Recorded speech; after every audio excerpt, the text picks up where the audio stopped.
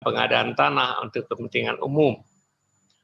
Nah, ke depan tentu MAPI ini adalah profesi yang independen, yang memang semakin negara maju, semakin banyak peran-peran yang bisa diambil alih oleh organisasi yang independen. Di BPN kita punya PPAT, misalnya itu adalah dulu tugas PPAT bagian dari pekerjaan BPN, kemudian di spin-off menjadi organisasi independen. Di masa akan datang dalam RUU Pertanahan kita masukkan juga berbagai profesi lain, sehingga dengan demikian peran pemerintah akan kembali kepada core-nya sebagai regulator. Sedangkan tugas-tugas yang bisa dikerjakan oleh organisasi independen dapat dikerjakan oleh organisasi independen yang profesional, taat kepada kode etik. Nah, ini masih merupakan tantangan bagi organisasi independen atau SRO di negeri kita, karena masih ada EUPKU, tidak mau mendisiplinkan anggota, nggak enak, ya kalau temannya dihukum misalnya. Akibatnya menurut saya, akhirnya organisasi-organisasi independen ini atau SRO ini merupakan tantangan kalau mereka tidak bisa menegakkan disiplin berdasarkan kode etik. Nah, ini kami dapatkan misalnya di organisasi yang lain yang berafiliasi dan bekerja membantu BPN. Kita juga memperkenalkan juru ukur independen. Dengan demikian pekerjaan BPN atau juru ukur BPN makin lama makin menuju ke arah quality control dibandingkan mengerjakan pekerjaan yang sebenarnya bisa dikerjakan oleh masyarakat, oleh organisasi profesi. Yang paling penting kembali kepada kode etik dan ditaatinya kode etik dan disiplin diterapkannya kode etik. Bapak dan Ibu sekalian, saya tahu dan mungkin Bapak juga tahu bahwa kantor ini terus berevolusi, memperkuat peran kita. Karena kantor ATR BPN sebenarnya infrastruktur dari infrastruktur. Very basic infrastruktur di negeri ini sebenarnya perannya dimainkan atau dijalankan oleh BPN. Yaitu infrastruktur tata ruang dan infrastruktur tentang tanah. Pembangunan tidak akan bisa lancar, ataupun kalau dilaksanakan ini tetapi akan menciptakan berbagai dampak yang tidak kita inginkan bila tata ruangnya tidak baik.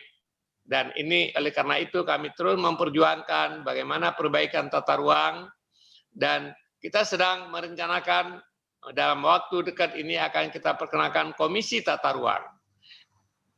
Sehingga undang-undang tata ruang atau peraturan tata ruang, perda tata ruang, perda RDTR tidak menjadi kata-kata yang mati, yang tidak bisa diselesaikan dalam kondisi real di lapangan. Atau kalau dilaksanakan di kondisi real tersebut akhirnya menjadi masalah hukum. Kita akan perkenalkan Komisi Tata Ruang di setiap level. Ya. Dengan demikian masyarakat bisa berpartisipasi di dalam tata ruang, dan tata ruang itu akan lebih fit for purpose. Kemudian juga pendekatan kantor ini dengan ATR dan BPN dan ATR ini bersatunya tata ruang dengan pertanahan, kita mulai memperkenalkan konsep land development paradigm yang merupakan sebuah siklus dari land tenure, land value, land use, dan land development dalam sebuah siklus yang utuh. Nah, land selama ini BPN lebih banyak menangani cuma masalah land value, ya. Sedangkan land tenure, sedangkan land value kita masih lemah sekali. Di sini peranan MAPI ini menjadi sangat penting.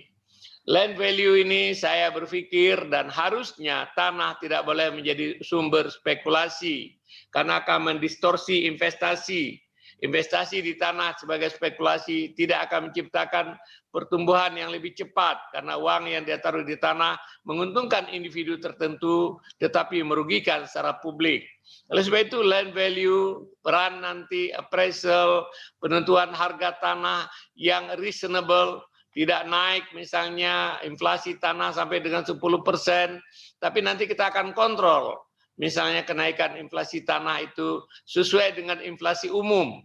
Sehingga dengan demikian orang melakukan investasi di tanah tidak akan memberikan keuntungan eksesif yang saya ceritakan tadi, menyebabkan orang pergi taruh uang kepada sektor yang tidak produktif dan bidang tanah ini.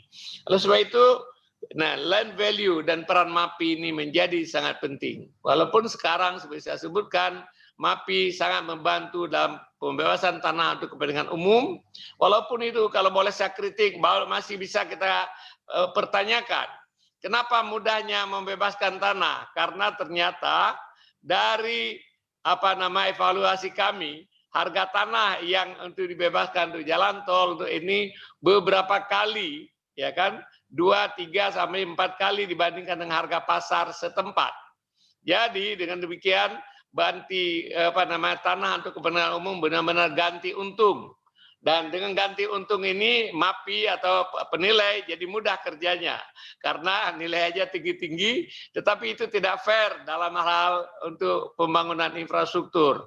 Tapi for the time being, oke, masyarakat senang, kemudian MAPI senang, BPN senang karena cepat membebaskan tanah untuk kepentingan umum. Tapi dalam Undang RUU Cipta Kerja, pembebasan tanah untuk kepentingan umum itu akan didefinisikan lebih luas. Ya, termasuk misalnya nanti land konsolidasi akan memungkinkan bukan saja secara volunteer tetapi juga bisa dipaksakan. Kalau sebuah daerah wilayah kita melakukan land development, misalnya daerah kumuh di kota, daerah mau direvitalisasi dengan cara land consolidation, selama ini konsolidasi tanah berbasis volunteer. Sehingga 1-2 orang yang tidak setuju menghambat konsolidasi lahan yang padahal sangat kita butuhkan. Dengan Undang-Undang Cipta Kerja kita akan masukkan, kalau misalnya nanti tinggal 10% dengan 5% masyarakat atau penghuni yang pemilik tanah di sekitar itu tidak setuju dengan land konsolidasi, kita akan paksakan dengan mekanisme pengadaan tanah untuk kepentingan umum. Kami terus memperbaiki pendaftaran tanah. Sekarang PTSL kami punya ambisi 2025, insya Allah seluruh tanah di luar kawasan hutan akan terdaftar. Terdaftarnya bukan sekedar terdaftar, tapi juga terdaftar sampai semua poligon di desa, terutama di Jawa, di daerah-daerah yang padat. Semua poligon itu akan terdaftar. Semua poligon, termasuk misalnya saluran, gang, taman, semua poligon. Tidak ada bidang tanah di sebuah desa itu yang overlook, yang tidak bisa dilihat, yang tidak bisa diketahui statusnya, nggak bisa diketahui value-nya. Nah, untuk ini ya kami sedang mencoba sekarang di Jawa Tengah misalnya dengan apa yang disebut dengan program Trisula, kerjasama BPN, pemerintah daerah, dan pemerintah desa. Semua tanah yang ada di desa kita daftarkan. Kalau kemudian dia berhak untuk dikeluarkan title, kita berikan title. Kalau tidak diketahui siapa pemiliknya, akan dicatat, diblokir di BPN sampai pemiliknya datang. Kalau itu tanah negara, kita akan identifikasi. Kalau tanah wakaf akan teridentifikasi. Nah, pada saat yang sama juga kita memperkenalkan hal disebut dengan zona nilai tanah. Zona nilai tanah ini selama ini dikerjakan oleh BPN. Saya tahu itu tidak mencerminkan kondisi yang real. Karena zona nilai tanah adalah sebuah zona. Mungkin di pinggir jalan cocok, tapi begitu 50 meter, 20 meter di belakang, itu menjadi tidak cocok lagi. Oleh sebab itu penilaian berdasarkan individual parcel seperti layaknya dilakukan di negara maju itu perlu kita perkenalkan. Nah, oleh sebab itu MAPI ini harus akan banyak perannya dalam hal ini. Kemarin kami ketemu dengan Ketua MAPI mengusulkan supaya di STPN diperkenalkan bagian kurikulum untuk penilaian tanah sehingga orang-orang BPN nanti bisa mendapatkan sertifikasi oleh MAPI sebagai penilai. Dengan demikian kita akan bicara berdasarkan satu guru, satu ilmu. Tentu tidak boleh saling ganggu, ya. Jadi ini adalah bagian dari apa yang kita lakukan. Pada saat yang sama juga kita akan mengharapkan supaya Kementerian Keuangan, Dirjen Pajak bisa memperkenalkan capital gain tax terhadap tanah. Dengan ada capital gain tax terhadap tanah akan menetralisir spekulasi orang terhadap tanah. Apabila saya membeli tanah harga 500.000 per meter, kemudian saya jual 1 juta per meter, capital gain itu harus menjadi objek daripada pajak. Dengan demikian, insentif orang untuk melakukan spekulasi di bidang tanah akan berkurang. Dengan demikian, resource nasional akan lebih banyak digunakan untuk hal-hal yang produktif. Apabila seluruh tanah kita sudah terdaftar, target kami tahun 2025, nanti masyarakat bisa melihat tanahnya ya lewat, sekarang kami perkenalkan Sentuh Tanahku misalnya, yang terus kita improve ya, setiap pojok tanah, setiap bidang tanah di luar kawasan hutan akan bisa dilihat oleh masyarakat luasnya, walaupun mungkin data-data atribut kepemilikan kita tidak boleh disclose karena ini adalah rahasia pribadi masing-masing pemilik tanah. Tetapi untuk kepentingan pajak, untuk kepentingan macam-macam itu bisa digunakan. Pada saat yang sama juga BPN memperkenalkan digitalisasi. Mulai September 2019 kita sudah memperkenalkan digitalisasi 4 layanan. Layanan pertama adalah tentang cek status tanah, cek tanah, ya, pengecekan. Itu sudah bisa dilakukan lewat digital, walaupun tentu belum semua tanah, karena kita belum daftarkan semua, dan juga kalaupun yang sudah didaftarkan dulu masih harus kita letakkan dulu sertifikat itu yang benar di lapangan, karena dulu tidak ada koordinat waktu dikeluarkan sertifikat. Yang kedua adalah hak tanggungan elektronik. Hari ini seluruh hak tanggungan tidak perlu lagi orang berketemu dengan BPN, cukup diselesaikan di BPAT, kemudian bank bisa mengeluarkan hak elektronik. Setelah clear antara BPN dan BPAT secara elektronik, bank akan mengeluarkan hak tanggungan elektronik. Dan sekarang seluruh tidak ada lagi hak tanggungan yang dilakukan secara tidak online. Ya. Kemudian roya juga demikian, tidak perlu lagi kemudian bank bisa meroya sendiri. Apabila saya berutang pada bank, kemudian utang saya sudah bayar, maka bank akan meroya sendiri, dan itu akan tercatat di BPN bahwa tanah itu sudah lepas daripada hak tanggungan. Dan yang terakhir adalah land value. Land value berdasarkan zona nilai tanah. Apabila nanti semua bidang tanah sudah bisa dinilai secara individual, dan ini adalah pekerjaan besar, di mana MAPI bisa berperan, ya, maka insya Allah di suatu saat nanti land value, harga tanah itu bisa kita lihat di internet, berapa harga terakhir yang terjadi transaksi pada saat tersebut. Masalah lagi sekarang adalah karena land value tidak jelas, yang terjadi adalah orang menghindar dari mendisclose harga yang sebenarnya. Ini juga sebenarnya distorsi akibat dari BPHTB. Banyak daerah sekarang masih memperlakukan BPHTB 5%. Akibatnya terjadi peta umpet, ya kan, antara pembeli dan penjual, dan kemudian PPAT memfasilitasi itu. Saya membeli tanah 1 miliar, tapi saya bilang sama PPAT, penjual dan pembeli sepakat jangan taruh 1 miliar, taruh 500 juta aja. Karena 500 juta kita bayar 5% dari 500 juta. Ya, jauh lebih murah daripada 1 miliar. Atau bahkan di tempat harga yang ditaruh itu jauh lebih murah daripada harga yang sebenarnya. Nah, ini juga salah satu perlu reform. Saya ada komunikasi dengan Dirjen Pajak tentang sistem PPAT. Harusnya BPHTB maksud saya. BPHTB harusnya bisa jauh lebih murah, tapi kemudian income yang diperoleh oleh pemerintah daerah bisa jauh lebih tinggi karena mencerminkan harga yang sebenarnya, dan kemudian transaksi itu akan lebih tercatat dengan baik. Jadi Bapak dan Ibu sekalian, peran MAPI itu menjadi begitu penting dalam mendukung land development paradigm yang mulai kita lakukan.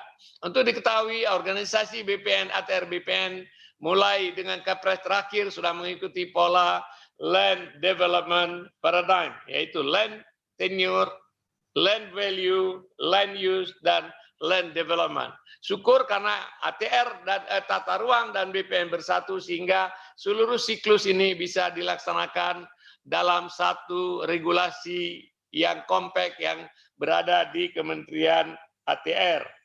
Bapak-bapak dan Ibu sekalian, anggota MAPI yang saya hormati, peran MAPI menjadi sangat penting. Cuman seperti saya harapkan tadi, ini adalah lembaga atau organisasi yang punya regulatory sendiri. Saya berharap MAPI tetap tegas dan makin tegas dalam menegakkan kode etik. Apabila ada pelanggaran kode etik, maka harusnya pengurus MAPI, Dewan Etik, dan lain-lain itu harus menegakkan disiplin. Karena kalau tidak nanti kepercayaan masyarakat itu bisa berkurang. Saya bicara hal yang sama kepada PPAT, saya bicara hal yang sama kepada juru ukur independen yang milik kita perkenalkan. Sekarang anggota juru ukur independen sudah sekitar 14.000 orang. Itu sangat membantu percepatan kita melakukan program pendaftaran tanah sistematik lengkap. Kalau standar kode etik tidak ditegakkan, maka itu akan menjadi masalah. Ya. Kemudian kalau kita terus perbaiki misalnya sistem selama ini kalau pembebasan lahan misalnya ditunjuk appraisal yang berbeda, ya di satu lahan di satu jalur. Tiba-tiba apa yang terjadi? Appraisal A dengan appraisal B menetapkan harga yang berbeda, padahal tanah berdampingan. Ini jadi masalah. Kita perbaiki sekarang. Kalau seandainya sebuah jalan tol jaraknya 20 km, 30 km, itu harusnya appraisal sebuah konsorsium dengan tor yang sama, sehingga dengan demikian kita tidak harapkan yang terjadi adalah appraisal A menentukan harga 1.000, appraisal B menentukan harga 2.000. Itu mempunyai implikasi yang luar biasa sulitnya dalam kita berhubungan dengan masyarakat nanti. Saya juga mendorong pada kementerian yang memerlukan pembebasan lahan, memerlukan proyek-proyek, maka yang perlu disiapkan pertama dan harus disiapkan satu tahun adalah untuk biaya pembebasan lahan. Proyek jalan boleh dibangun multi-years, tapi pembebasan lahan harus tuntas pada tahun yang sama. Apabila tanah sudah tuntas pada tahun yang sama, maka kita lebih mudah membebaskan karena harganya akan sama. Tapi kalau tahun ini dibebaskan cuma 5 km, tahun depan dibebaskan 5 km, tahun depan itu bisa harganya 2 kali daripada tahun ini. Kemudian jadi masalah orang-orang yang telah terima di sini, mereka marah-marah lagi minta dinaikkan harganya. Banyak masalah yang harus diperbaiki dalam administrasi proyek oleh pemerintah, banyak hal yang harus kita perbaiki dalam rangka menuju Indonesia yang lebih baik. Bapak dan Ibu sekalian, undang-undang yang sedang kita bahas sekarang, undang-undang Cipta Kerja, itu mengadres banyak masalah, walaupun tentu tidak semua masalah bisa diadres, tetapi saya sebagai Menteri ATR, kita berani memperkenalkan revisi, perbaikan apa saja masih dalam kewenangan Menteri. Bahkan Menteri dalam banyak hal mengeluarkan diskresi untuk menjawab masalah-masalah yang spesifik di lapangan. Kepada teman-teman anggota MAPI yang telah bekerja baik selama ini, yang taat kepada kode etik, saya mengucapkan terima kasih. MAPI menjadi partner yang terpercaya di Kementerian ATR dalam rangka kita menciptakan tertib pertanahan. Bukan saja tertib tenurnya, tetapi juga tertib harganya. Dengan demikian, maka salah satu sumber masalah konflik di lapangan, misalnya konflik pertanahan, mafia tanah, kemudian spekulasi tanah akan bisa kita kurangi over time. Saya ucapkan selamat melakukan Munas. Mudah-mudahan bagian dari Munas ini memilih pimpinan pengurus yang baru dengan komitmen memperkuat MAPI. Kuatnya MAPI adalah pada peningkatan profesionalismenya dan taat kepada kode etik. Karena kalau misalnya tidak taat kepada kode etik di profesi lain yang berhubungan dengan kantor saya, kita pecat. Ya, tapi MAPI kami tidak punya hak. Kalau misalnya ada pelanggaran kode etik, kita hukum. Karena dengan menghukum 1-2 yang tidak taat kepada kode etik, jauh lebih berharga daripada membiarkan pelanggaran tersebut yang merusak seluruh profesi. Ya, kalau istilah orang dalam sebuah keranjang, pasti keranjang apple atau keranjang tomat pasti ada tomat busuk. Tugas kita keluarkan dan buang tomat busuk itu supaya keranjang tomat tadi akan tetap berisi tomat-tomat yang baik. Bapak dan Ibu sekalian, saya mengucapkan terima kasih. Saya ingin input dari teman-teman MAPI. Ya, saya tidak pretend mengerti masalah. Bahkan kadang-kadang kalau teman-teman bicara tentang value, bicara bahasa Indonesia, saya tidak mengerti. Tetapi saya mengerti wisdom-nya, saya mengerti common sense-nya, saya mengerti apa yang terbaik dan apa kebijakan publik yang terbaik dalam rangka mendorong Indonesia menjadi lebih baik ke masa akan datang. Tolong berikan kepada saya saran-saran, tolong saran-saran ini temukan hal-hal yang baik dan berikan input kepada kantor Kementerian ATR dan juga kepada pemerintah pada umumnya. Saya ucapkan sekali lagi selamat bersarasehan dan selamat bermunas dengan mengucapkan Bismillahirrahmanirrahim dengan resmi Munas MAPI ke-12 dan sarasehan saya nyatakan dibuka. Mohon maaf apabila ada hal yang tidak berkenan. Saya ucapkan terima kasih atas kesempatan ini. Assalamualaikum warahmatullahi wabarakatuh.